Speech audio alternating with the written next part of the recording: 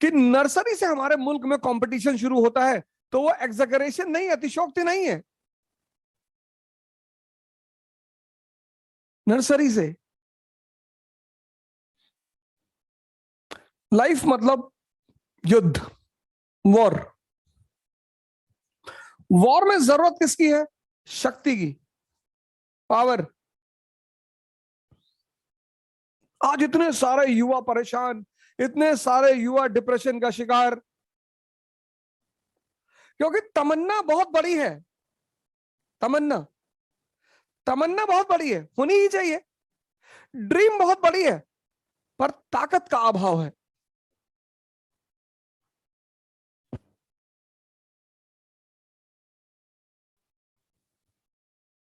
तमन्ना बड़ी होनी ही चाहिए। T is equal to T. Tamanna बड़ी है, ड्रीम बड़ा है, पर ताकत का अभाव है। ताकत, अब ये ताकत कहां से आएगी? एलोपैथिक दवाइयों से, मोटिवेशनल क्लासेस से, नशे से। ये जो ताकत की जरूरत है, इस तमन्ना को पूरी करने के लिए ये जो पावर की जरूरत है, ये ताकत कहां से आएगी? मेडिसिन से,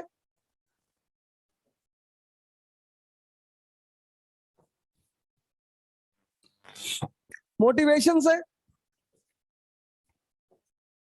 मोटिवेशन मजदूरों के लिए होता है, राजाओं के लिए नहीं। जिससे मजदूर ज्यादा काम करें, फैक्ट्री में ज्यादा आउटकम दें। मोटिवेशन हेनरी फोर्ड ने शुरू किया था, मोटिवेशन, जिससे कि उसके मजदूर ज्यादा काम करें। 8 घंटे का तो शेड्यूल है, लॉ। लॉ के हिसाब से आप किसी मजदूर को 8 घंटे से ज्यादा काम नहीं करा सकते। लेकिन अगर वो खुद करना चाहे, किसी भी वजह से, कि मैं अपने राष्ट्र को ताकतवर देखना चाहता हूं, तो उसके लिए उसे मोटिवेट करना पड़ेगा। तमन्ना पूरी करने के लिए ताकत चाहिए, चाहिए ही चाहिए। अब ये ताकत कहां से लाओगे? मेडिसिन से? प्रोटीन खाओगे? ये ताकत कहां से लाओगे? मोटिवेशन से? ये ताकत कहां से लाओगे? नशे से, इंटॉक्सिकेंट्स। इसके बड़े सारे रूप हैं, टोबैको, सिगरेट, शराब, और न जाने क्या क्या।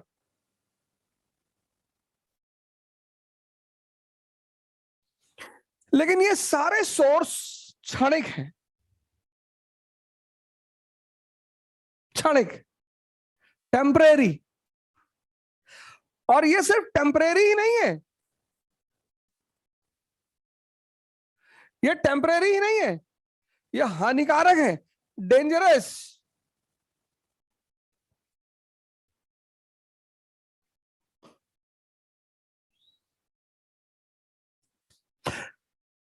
अभी देश में कुछ ज्यादा ही अराजकता का माहौल है।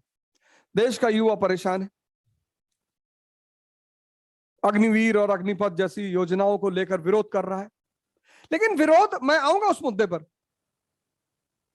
पहले मैं इस फर्स्ट पार्ट को पूरा करूं। ताकत चाहिए तुम्हें, ताकत, कृष्ण जैसी ताकत, राम जैसी ताकत।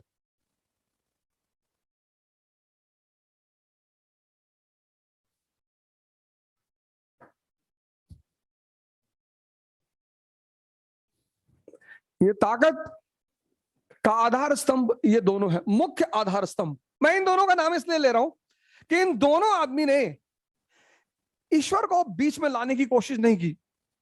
बुद्ध एग्नोस्टिक है, ईश्वर के मुद्दे पे शांत है।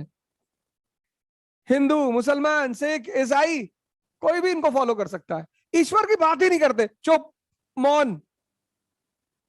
सिर्फ एक बात करते हैं, विपासना।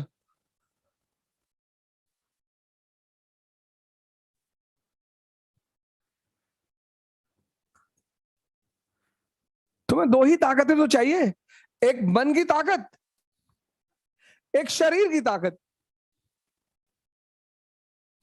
ये आधारभूत ताकतें हैं। तो बुद्ध मन की ताकत की बात करते हैं। बुद्ध विपासना, मैंने आमतौर पर अपने सभी लेक्चरों में अपने सभी मित्रों से यह अपील किया कि यार अगर जीवन में चुनौतियां ज्यादा आ रही हैं और आप उन चुनौतियों को नहीं फेस कर पा रहे हैं तो कम से कम जीवन में एक बार विपासना अवश्य करें।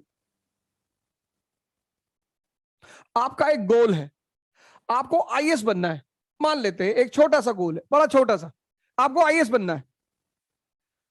अब कैसे बनेंगे आप आईएएस? कोचिंग करने से नहीं, बहुत ज्यादा पढ़ने से नहीं,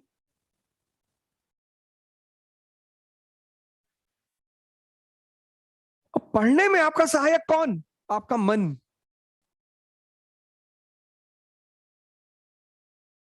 आप 4 घंटा पढ़ना चाहते हैं, 4 आवर्स, और आपका मन तैयार नहीं है, आप 1 घंटे नहीं बैठ पाएंगे, आप 1 घंटे नहीं बैठ पाएंगे। और आपने 4 घंटा पढ़ने का शेड्यूल बनाया और आपका मन आपके साथ बैठ गया, आपने 12 घंटे पढ़ाई की, आपको पता ही नहीं चला। आप में कितने कितने सारे लोग हैं बीच बीच में व्हाट्सएप देख लिया, यूट्यूब देख लिया, कितने असंख्य लोगों, इनफाइनाइट लोगों की यह समस्या है कि सर आपको बाहर कोई नहीं परेशान कर रहा है ये। और दूसरा है पतंजलि योग, बहुत जबरदस्त कॉन्सेप्ट योग। आमतौर पर जैसा कि मैंने बहुत सारे लोगों को देखा, योग मतलब एडिशन, जोड़ना। आमतौर पर लोगों का मानना है कि योग मतलब शारीरिक एक्सरसाइज, फिजिकल एक्सरसाइज।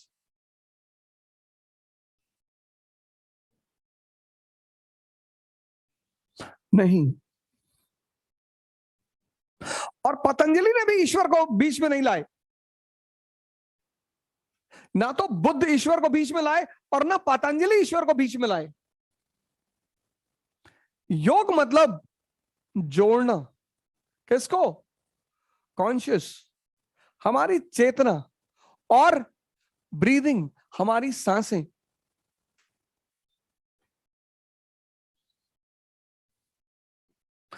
आप गुस्सा होते, सांस की रफ्तार बढ़ जाती, आप डरते, सांस की रफ्तार बदल जाती,